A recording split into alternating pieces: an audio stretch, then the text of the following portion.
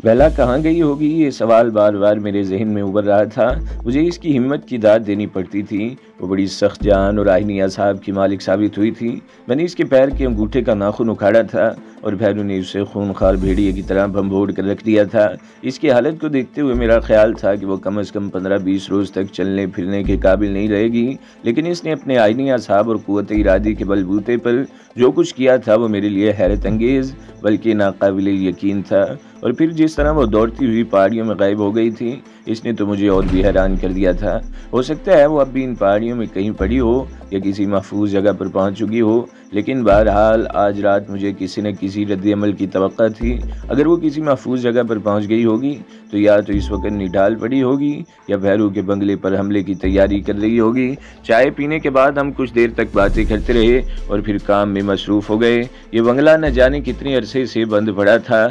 हर चीज़ पर गर्द की तह जमी हुई थी। रत्ना एक और बेडरूम साफ करने लगी, जबकि मैं और समुद्रा इस मास्टर बेडरूम में आ गए जहाँ टीवी सेट लगा हुआ था। यहाँ बैठे बैठे बड़े इत्मीनान से दूसरे बंगले को मॉनिटर किया जा सकता था। 2 बज गए। हमने दोपहर के बाद से कुछ खाया नहीं था और इस वक्त से मुझे भूख लगने लगी थी। भूख का एहसास इस तरह भी हुआ कि मेरे नेत्रों से एक बड़ी खुशगवार महक टकरा रही थी, जैसे कहीं चावल पक रहे हों। मैंने समुद्रा की तरफ देखा, वो भी नथनी फैला पिचका रही थी। क्या तुम भी वही समझ रहे हो जो मैं समझ रहा हूँ? मैंने कहा।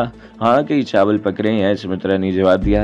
हम दोनों कमरे से बाहर आ गए। किचन से बर्तनों की आवाज़ सुनाई दे रही थी। हम दोनों वहाँ पहुँचे तो किचन में मौजूद रत्ना हमारी तरफ देखकर मुस्कुरा रही थी। वो पतीली में उबाले जाने वाले चावल पिसाने के लिए एक छलनी में डाल रही थी और फिर तकरीबन आधे घंटे बाद हम तीनों बैठे दाल चावल खा रहे थे। मुझे राधा बड़ी शिद्दत से याद रही थी। मैं कई रोज़ इसके साथ कॉटेज में रहा था और हम दाल चावल ही खाते रहे थे और आज दाल चावल ने इसकी याद दिला दी थी। खाने से निमट कर हम तीनों इस कमरे में आ गए जहाँ टीवी मॉनिटर सेट रखा हुआ था। वो बेड इतना बड़ा था कि 2 क्या 4 आदमी भी बड़े इत्मीनान से सो सकते थे। हम तीनों बेड पर बैठ गए। आज रात जो कुछ हुआ था और होने वाला था, इसके पेश नज़र नींद आने का तो सवाल ही पैदा नहीं होता था। सुमित्रा ने दूसरा टीवी ऑन करके वीसीपी पर एक हिंदी फिल्म लगा दी थी और आवाज़ हल्की ही रखी थी।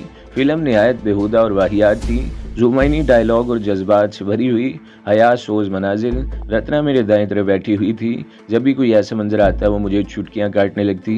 फिल्म देखते हुए मेरी नज़रें बार बार सामने शेल्फ पर रखे हुए मॉनिटरिंग सेट की तरफ उड़ जाती, लेकिन स्क्रीन पर सिर्फ एक ही मंजर था। बरामदे का भिड़ा हुआ दरवाज़ा नजर आ रहा था। मैं जानता था कि जैसे ही ये दरवाज़ा खुलेगा और कोई अंदर दाखिल होगा तो सेट पर सिग्नल नशर होना शुरू हो जाएंगे, मगर खामोशी रही। 4 बज रहे थे, फिल्म चल रही थी। रत्ना बेड पर आड़ी तिरछी पड़कर सो गई। समुद्रा जाग रही थी। इसकी आंखें सुरख हो रही थी, मगर मेरी तरह वो भी जागती रहना चाहती थी। इसे भी किसी गैर मामूली वाक़े की रोनुमा होने की तवक्का थी। रात का आखिरी पहर भी अपने अख्तिताम की तरह रींग रहा था। वक़्त की रफ्तार जैसे थम गई थी। एक एक लम्हा सदिया बनकर बीत रहा था। मुझे कमरे में बैठे बैठे घुटन सी महसूस होने लगी। मैं उठकर निशितगाह में आ गया और एक खिड़की का पर्दा सिरका दिया। बाहर धुंधला सा उजाला फैलने लगा था। मैं दरवाज़ा खोलकर बाहर आ गया और बरामदे में रखी हुई एक गर्द आलूद कुर्सी पर बैठ गया। यहाँ से मैं दूसरे बंगले के गेट पर भी निगाह रख सकता था। ताज़ा और ठंडी हवा बड़ी भली लग रही थी।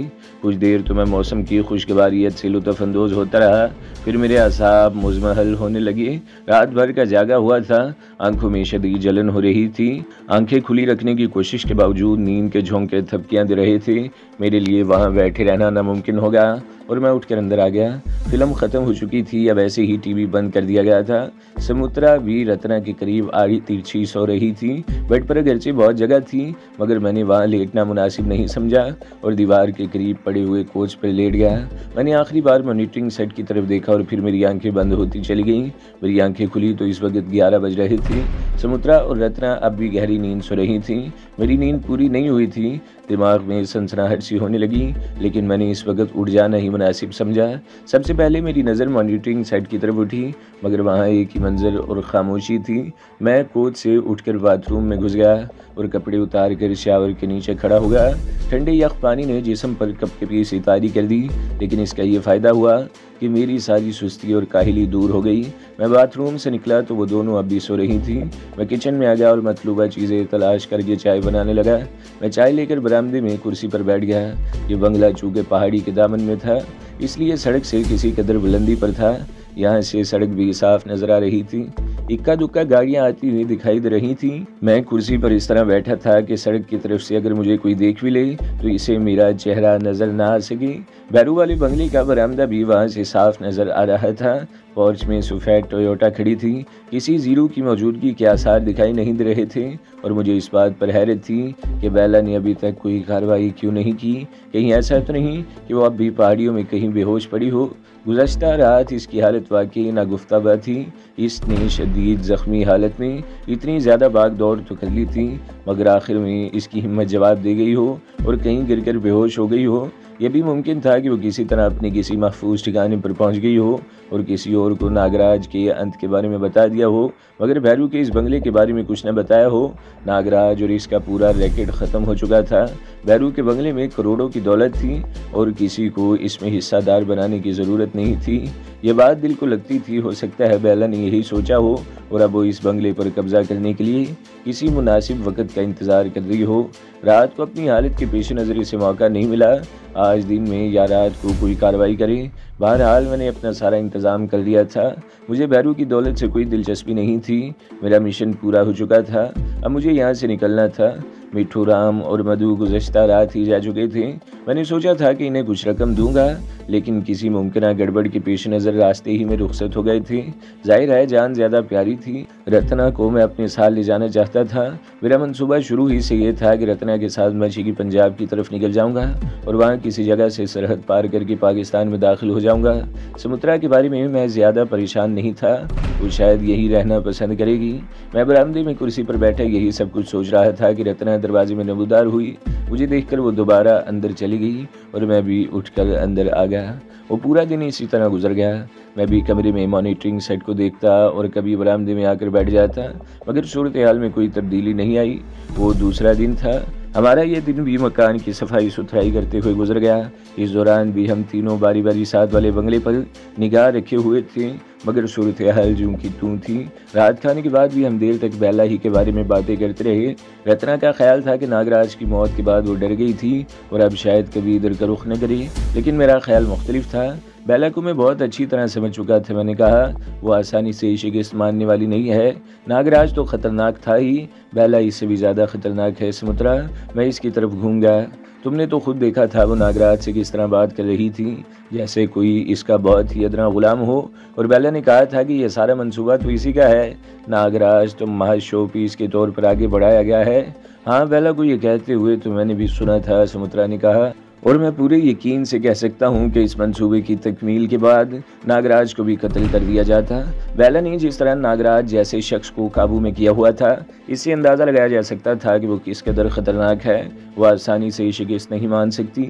मुझे यकीन है कि वो पलट कर हमला ज़रूर करेगी। मेरा मतलब है दूसरे बंगले पर, मैंने कहा और फिर एक और ख्याल के तहत समुद्रा की तरफ देखते हुए बोला, क्या ये मुनासिब ना होगा कि आज रात तहखाने से कुछ और चीज़ें निकाल ली जाएँ? अगर बेला ने बंगले पर कब्जा कर लिया तो सब कुछ तुम्हारे हाथ से निकल जाएगा। तुम्हारे पास इतना कुछ तो होना चाहिए कि यहाँ से कहीं और चली जाओ तो आराम से ज़िंदगी गुजार सको। तुम्हारा मतलब है तुम यहाँ से जाने के लिए पर तोल रहे हो? समुद्रा ने मुझे घूरा। फौरी तौर पर नहीं, मैंने जवाब दिया।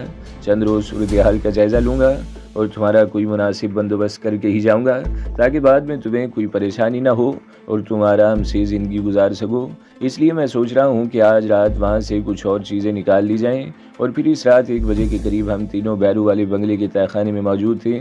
समुद्रा ने स्विच बोर्ड का कवर हटाकर इस कमरे के सामने की दीवार भी हटा दी। मैंने नकद रकम एक बड़े थैले में भर ली।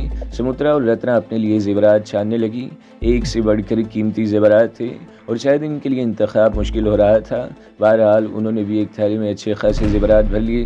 तकरीबन 1.5 घंटे बाद हम वहाँ से वापस लौटे थे और रकम मैंने एक अलमारी में रख दी। जेवरात में से सिर्फ 2 सेट रत्ना ने अपने पास रखे थे और बाकी समुद्रा के हवाले कर दिए। समुद्रा ने अपनी पसंद से खूबसूरत नेकलेस ज़बरदस्ती इसे दे दिया। मैं दिल ही दिल में मुस्कुरा रहा था। जेवर औरत की सबसे बड़ी कमज़ोरी होती है और यहाँ ये दोनों ख़वातीन बड़ी फ़राग दिली का मुजाहिरा कर रही थी। इसकी वजह शायद ये थी कि ये माल मुफ्त था और यहाँ इसकी कमी भी नहीं थी। वो रात भी खैरियत से गुजर गई। हम बाहर के हालात से बिल्कुल बेखबर थे। अब 3 दिन हो चुके थे और मेरे लिए बाहर के हालात जानना बहुत ज़रूरी था और फिर इस रोज़ मैंने बाहर निकलने का फ़ैसला कर लिया। समुद्रा और रत्ना को पता चला तो वो दोनों भी तैयार हो गईं और फिर ये प्रोग्राम बना कि वो दोनों अलग जाएंगी और मैं अलग, लेकिन हम तीनों एक दूसरे से दूर नहीं रहेंगे। सुमित्रा और रत्ना ने राजस्थानी लिबास पहना और चेहरों पर इस कदर भोंडा मेकअप कर लिया कि इनके हुलिये बिगड़ कर रह गए। इन्हें देखकर लगता था जैसे वो किसी नहायत पसमानदा गांव से आई हों।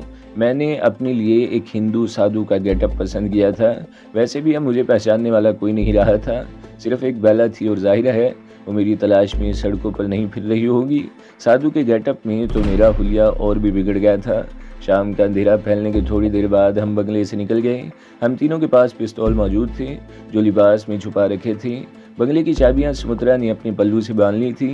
गेट से निकलते ही मैं एक तरफ अंधेरे में खड़ा हो गया और जब वो तकरीबन 100 गज आगे निकल गई तो मैं भी राम राम जपता हुआ इनके पीछे चल पड़ा। सालार बाजार सबसे ज़्यादा करीब था। इस इलाके में बड़ी रौनक थी, बड़ी तादाद में सयाह भी नजर आ रहे थे। सुमित्रा और रत्ना इधर उधर घूमती रहीं और मैं इनके पीछे पीछे चलता रहा। कभी वो रुक जाती तो मैं भी इनके करीब ही कहीं रुक जाता और आसपास मौजूद लोगों से बातें करने लगता। हमें मुख्तलिफ शॉपिंग एरियाज़ में घूमते हुए 2 घंटे गुजर गए। सुमित्रा ने एक हलवाई की दुकान से कुछ मिठाई और पकौड़े वगैरह खरीदे और दूर हटकर फुटपाथ पर बैठकर खाने लगी। मैं भी इनके करीब ही बैठ गया और भिखारियों की तरह हाथ पैर फैला दिए। इन दोनों ने नागवार सी नज़रों से मेरी तरफ देखा।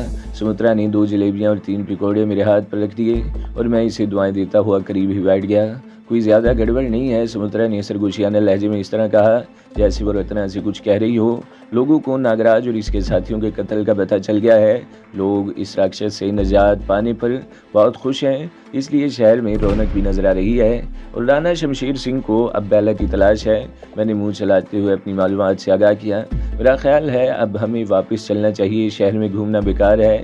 ये खा ले तो चलते हैं, सुमित्रा ने कहा। हम तकरीबन आधा घंटा वहाँ बैठे रहे। इसके बाद मैंने इनसे बात नहीं की और अलग थलग ही रहा था। वहाँ से रवाना होने से पहले सुमित्रा ने कुछ और मिठाई ले ली। इस मरतबा मैं इनसे आगे था।